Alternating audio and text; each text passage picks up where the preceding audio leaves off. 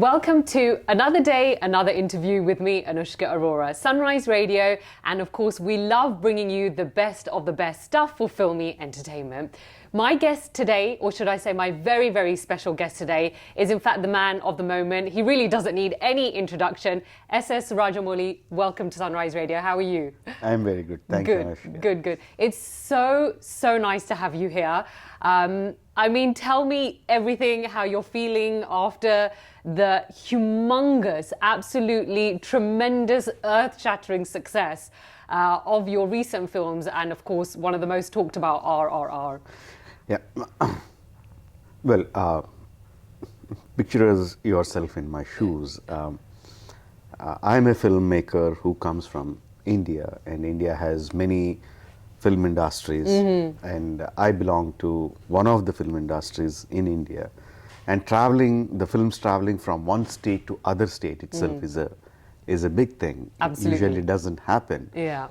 And now my films have not only crossed the borders of my states into other states and become a pan-Indian film, but traveled hundreds, thousands of miles across to US and became successful there, and traveled thousands of miles to East and became successful in Japan. Yeah. And successful in many other countries on Netflix. Like, how do you explain my feelings? You're the best person to tell us that. Honestly, like, from where I am sitting or where we are sitting, it is so nice, and I feel like it's such a proud moment for us to see that you have taken, or this film has been taken across the globe. I mean, it has done absolutely phenomenally amazing. So I think congratulations to you, to the entire team, for making such a historic film that will, go down in the books of generations to come. And, we can say to our future generations, you must watch this film. Yes, so I think it's amazing. But tell me, how was Japan? Fantastic. Japanese people are amazing. Yeah. You have to believe, you have to see to believe it. The way they show their love, their respect is on a completely different level. The hundreds and hundreds of fan art that comes along with their appreciation, it's worth treasuring. See, usually IMAX gives screenings for 2 weeks for any films. There's a big demand for IMAX screens. So they gave us for 2 weeks and stopped. But there was so much of public demand in Japan that they had to bring back again this week. That is amazing. The IMAX screens. So it's been great. Just love the people there, love the food there, love the culture there, love the neatness there, love the atmosphere there. I love everything about Japan. And now we're here in London, we're submitting, or you guys are submitting RRR for a BAFTA nomination. Tell me about that and how special you think this moment is for the entire film unit. I should be very truthful because when we made RRR, we made essentially for Indians in India and across the globe. Right. And we knew we would do a little bit well in Japan because of the previous success of Baahubali. Yeah. But I never anticipated the success of RRR in the Western world for the Westerners. I should be truthful, we never expected that. Yeah. And even now, I don't know why they like it. Why exactly do they like it? I'm trying to figure out. I'm in the process of trying to figure it out. But my team is like absolutely elated that we could find this kind of success, this kind of love and appreciation from the Western audience. We are absolutely elated, and this itself is new for me, and entering into the competition for the Academy or the BAFTA is not something in my radar at all. Yeah. I should say. You know, when you were making RRR, did you make it with the thought that, you know, this could possibly be, you know, award worthy for nominations across the globe? Never. Never. Not just RRR. I never made any of my films thinking of critical acclaim.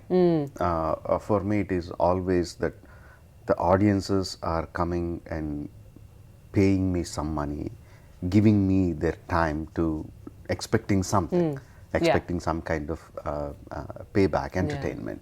And I'm very, very focused on giving that.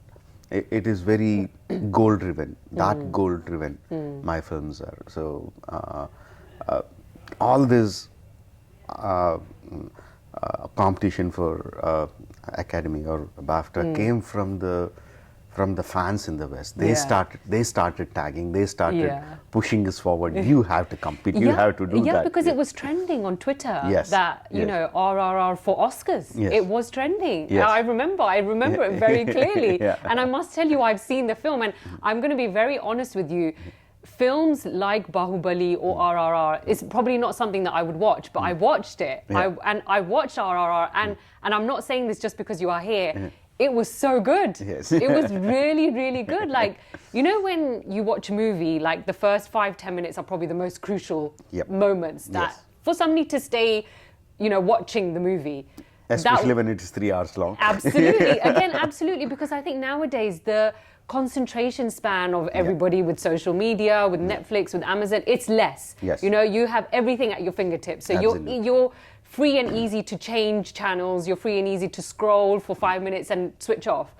But RRR really, really kept me. It really kept me, and I was genuinely blown away by that film, honestly. And I think I did a little campaign. I was telling my whole family, I said, you have to watch it. I said, make sure you watch it. It's really, really good. So honestly, do you have a fear that your films won't work sometimes?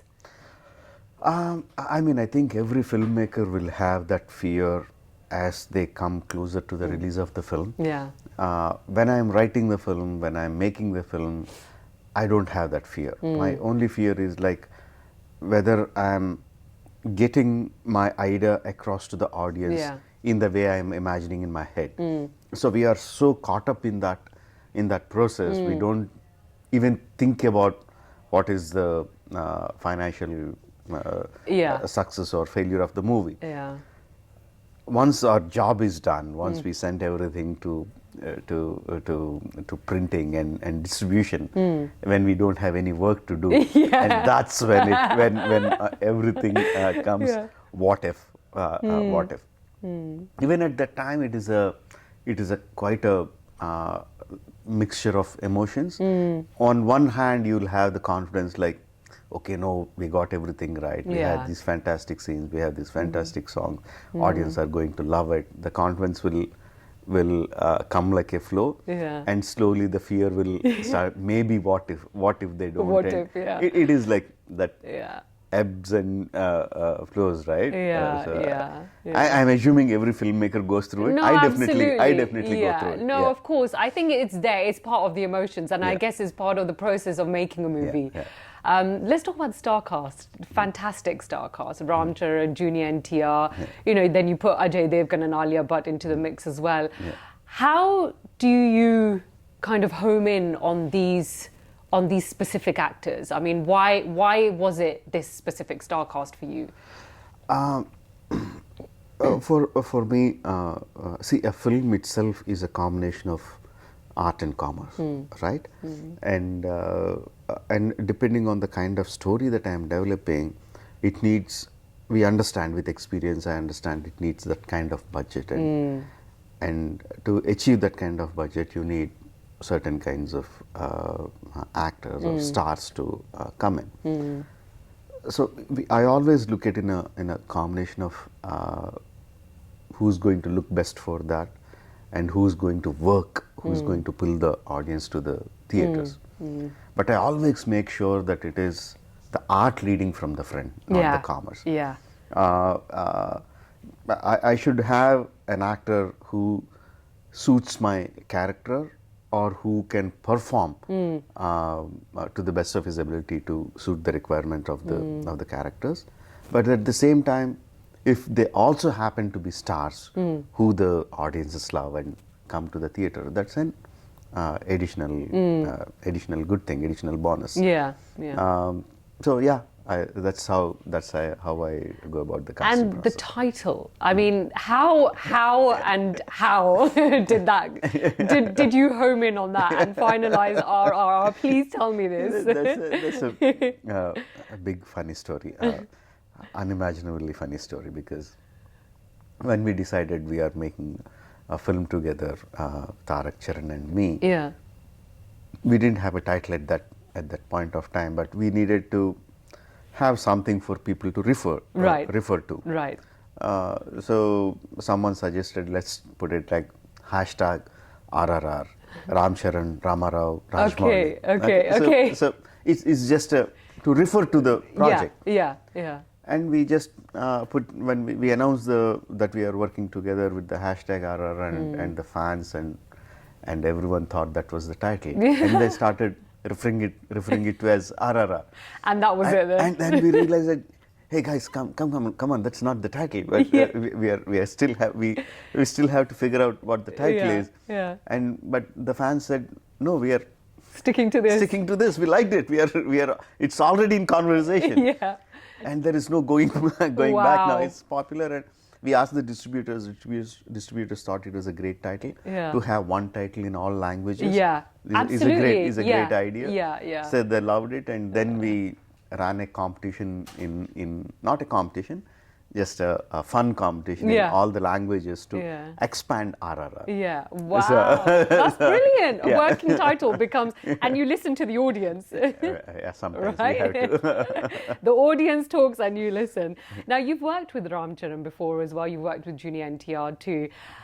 As actors and as people, how have they changed or, developed over the years as you've seen them? They matured a lot. They are married now, and they matured. Each person is completely different. Tarak is a action powerhouse. I think he's a born actor. From the moment I tell him a scene or story, it gets embedded in his memory. Yeah. He has terrific grasping power, memory power. Wow. And we have such a kind of wavelength that as I tell him what he's supposed to do, I know what he's going to do. Right. Absolutely. Yeah. And he knows how I'm going to capture it, and he knows what I expect out of him. So there is no surprise for me. Yeah. The moment he gave the camera, I know he does it exactly that way. He does it exactly that way, and that is what is needed. We have that kind of rapport. Charan is a completely different. When I did Magadheera with him, it was still his second film. Yeah. He had that raw energy about him, but he was still a bit raw. But over the period of years, he has improved by so much. Leaps and bounds, and he has given me something that was completely unexpected. He somehow developed a kind of talent that he comes to the set with a completely blank page. He comes as a completely blank page. He knows the story, he knows the character, but he keeps, I think it's a kind of meditation. I don't know whether he knows that or not, but he comes like, I am clean, I don't have any presumptions or how I need to go about it. You are the director, you tell me what to do and I will deliver it. And he surprised me a lot. Wow. He surprised me a lot. In many of the scenes, I never expected him to perform the way he did. Wow. So that's really nice. Yeah. And it sounds like you guys just kind of know each other, and when you're like, between, I think, action and take one and take two, I feel like you guys just know and you have this like flow between all of you. I mean, personally, our relationship is outside the professional thing. We are close, we are friends, we have families are close, all that. But once it comes onto the set, it is like a director and an Yes, actor, yeah. and that relation is completely different. Different, yeah. And each one understanding the other, and performing to the requirements of the scene. We had a great flow, I would say. Yeah, I mean, it really comes through in the film itself. Yeah. You can really see that the chemistry between a director and an actor is also very important on screen. Most important. Most important, right? Exactly. And Yeah. I think recently Priyanka Chopra said actors don't do anything. It's the people around Yeah. the actors, you know, that really give a lot. And the actors are, like you said, a blank canvas. Yeah. They come on set and they, you know, Yeah. you just kind of tell them what to do and they do it. No, I think also in one of your interviews you said that the Ram Charan's intro sequence in RRR is probably one of the best things that you've ever done. I mean, how did you get it to, I want to say perfection. How did you get it to that? Because as a director, when you're on set, there's so much going on around you. You're seeing the take however many times, and it's through your eyes that you think, okay, yes, we've got the shot now. But that intro sequence is quite something. So how did you get it to what it was? I think for that I should give at least 80% of the credit or 90% of the credit to my action choreographer, Solomon. The interesting story is, like, I had this idea about one person who is in that thronging crowd but still relentlessly going towards his goal. That is essentially what Ram was for me in the movie. He has so many hurdles, but he is single-mindedly goes towards his goal.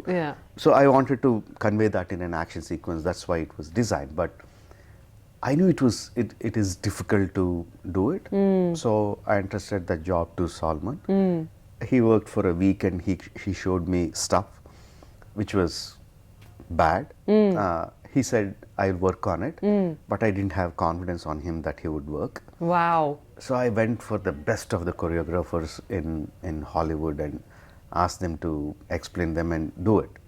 They took a couple of weeks and they sent me stuff. Right. We call this stunt visualization. The actors are not involved. Just the stunt actors perform everything and send us. Right. Okay, so you can see it visually to see how it will look. And it was bad. The top level choreographers of Hollywood, and I was very disappointed, and I thought, not disappointed, I felt low that maybe I conceived a sequence which is impossible, and I was on the verge of conceiving a completely different sequence, and all this took about 1.5 2 months time. Oh my God. All this while Solomon was continuously trying and trying and trying. God. He was contacting the production people to lend him 50-60 people extras where he can because he needed people to do that, to compose that sequence. And he did it, and he was Karth, my son, who's the line producer, was saying Solomon has composed his second version. I said, I don't think he could do it, just leave it. But Solomon was like, just ask him to see it at least. We have done it. Okay, I said, I put it on and I was watching uninterestingly. And it was amazing. Wow. Fantastic. Oh my God. I thought, my God, this is what we needed. And I immediately called him and hugged him and said, this is what I need. You go ahead. And from that point, he practiced for another 6 weeks, I guess. Wow. 6 weeks. And all the crowd, the crazy crowd that you see on screen, everyone is choreographed. Everyone were doing steps that they were told to do, so that no one gets hurt, but it looks like a very bloody mob fight. Yeah. That's amazing. That is, I mean, the amount of detail that goes into it. And you know, the time frame you've said back and forth, and you know, how long has this film, how long did it take to make? Because we had the pandemic in between. Yeah, we had pandemic in between, but we shot for 320 days. Wow. Oh my God. That's a long time. It's a long you know, time. like you said, some frustrations, you didn't want to do the fight sequence, it wasn't working out. I mean, how do you overcome those frustrations? Like you said, you wanted to take the sequence out altogether. I mean, would RRR be RRR without that fight sequence? I'm thinking it wouldn't be, right? Exactly. It wouldn't be. How do you? These are difficult. It's difficult. It's not easy. I mean, for us, it's easy to judge. We can judge within 30 seconds of watching a film, but the amount of hard work that goes into it is, like you said, each person has been choreographed. Yeah. In just that one scene. We're not even talking about the entire film yet. Yeah. We're talking about that one particular scene. I mean, does it get challenging at times? It gets challenging, but that is what we love to do. Yeah. That is what we want. A challenge. A completely easy scene is no fun. We need to have challenges. We need to overcome the challenges. Figure out ways to do it. Figure out the solutions for that hard problems. Is the fun part. Is the fun part. And when you don't know whether you can make it or not is what makes this the final answer so great. It gets frustrating, but I don't think that will stop. It's not going to stop. It's part. That's also part of the process as well. Now, you've also said that you don't read reviews. How did it work for this film? Did you end up reading the reviews? Like, when they first came out, like when the film initially released, and you read like the first few reviews, and did you kind of think, okay, this is going in the right direction, or did you just not even bother? No, I don't read much of the reviews. See, over the period of years, the reason, like we were discussing before, the reason I'm making films is for the audience, not for the critical acclaim. Right. Yeah. So I am in the initial few weeks or few days. I'm so concerned about like how the audience are going to take it. How they are receiving the film. Are they giving the reactions that I wanted them to give? Are we getting the cash boxes ringing because there's so much of amount spent. The producer need to recover. Yeah, exactly. So I'm so caught up in the process of whether I succeeded in giving the audience what they want that I pay very little attention to the critical acclaim. And by the time that everyone is happy, the distributors are happy, the producers are happy, we are happy, everything is happy, that we are settled down. Settled down, and by the time I will have a team who will say who will let me know, like, here is a great review, here is a bad review. They selectively give it to me. But basically what we do is like, there are some people who love us whatever we do. There are some people who hate us whatever we do. So I avoid both. And I take people who wanted to like the film and didn't like it, and people who wanted to love the film and they loved some parts of it or didn't like some parts of it. So those are the things I tend to read, and that will help me for the next film. That's not going to do anything for this film. Have you sat down and taken in the success of RRR? Have you had time to soak it all in, or has it just been go, go, go and just been crazy ever since it's been released? Yeah, it's been going crazy because we released in March, and by April and 6 weeks or 6 weeks, the initial run was over. We were quite happy and relaxed. Then started the movement on the social media from the Western fans who wanted to see it again, and so we had a re-release of the film in June, and then the Netflix happened, and it was on the Netflix top 10 for 15 consecutive weeks, which never happened for any other film in the world.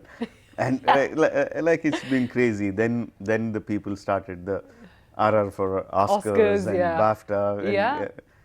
No, I haven't really had it. We're in December, almost in December now. So Almost this December. entire year Yeah. has been very busy for you. Yes, it has And been. fans are now also demanding, the audience is demanding a sequel Yeah. to this as well. So is a sequel happening? Yeah, we're in the process of writing. Okay. I mean, any successful film will obviously have a discussion Yeah. whether this story can be continued. Right, So right. initial weeks we had that kind of discussion. Yeah. There were couple of ideas which we thought were good, but not great. Okay. So we left it at that. Okay. Then again, recently, a few weeks back, when me, my father, and my cousin, we are a family Team, business, yeah. okay? Yeah. So we are at the core story writing team. As we were discussing, I was posing some critical questions, and my cousin suddenly came up with an absolutely great idea, and we thought, wow, Oh my God. this is great, this is great, and I immediately asked my father to expand on the Right. idea. So Okay. he's definitely on the writing Okay. of it. Yeah. But for a film to come together, there are so many other things Of that course, has to come together. of course. But definitely, as of now, we are on the writing path for Yeah. RRR. Would you consider keeping the same star cast as well? Obviously, Yeah. RRR is about. It is, yeah. About Yeah, I the- also, with sequels, sometimes when like the directors, producers, they change the actors, and then it's not the same, because obviously you're going to compare it to the first one, aren't Yeah, you? So yeah. I always also have this thing that for sequels, the star cast has to be the same, and only then you will enjoy it. Yeah, yeah. I mean, it depends on each story. No, of course, But yeah. like you said, for RRR, Yeah, it has can't to be seen without yeah, Tarak and it Sharan. has to Yeah. be, absolutely. Oh my God, I'm so pleased. And aside from the madness of RRR happening, is there anything else that you are working on at the moment? My next film has already been announced. I am working with Mahesh Babu. He's a star, Yeah. again, a huge star, Huge star. In Telugu. And I wanted to do an adventure film for a long time. Yeah. Like on the Indiana Jones kind of Yeah. module. I love that series, and I wanted to do that for a long time. I thought, yeah, this is the right time to do it. To do And it now, yeah. Mahesh looks so good as an adventurer. yeah. So yeah, we are planning a globe-trotting adventure. Super, super. Well, thank you so much. Thank it you has so been much, Anushka. an absolute honor to be honestly speaking to you, the man of the moment. I really have no words to tell you what an amazing library of movies you have, and the success of RRR, and I wish you even more further success for the sequel, for all the rest of your movies to come in the future, and to keep giving us such wonderful movies that we can watch and talk about all the time, because this is what we are doing. Thank you. Thank you so much. Thank you. And here's for RRR winning the Oscars, winning the BAFTAs, and just going, across to the universe and beyond. Thank you. Thank Thank you you. so much. Thank Thank you you. so much. Thank you.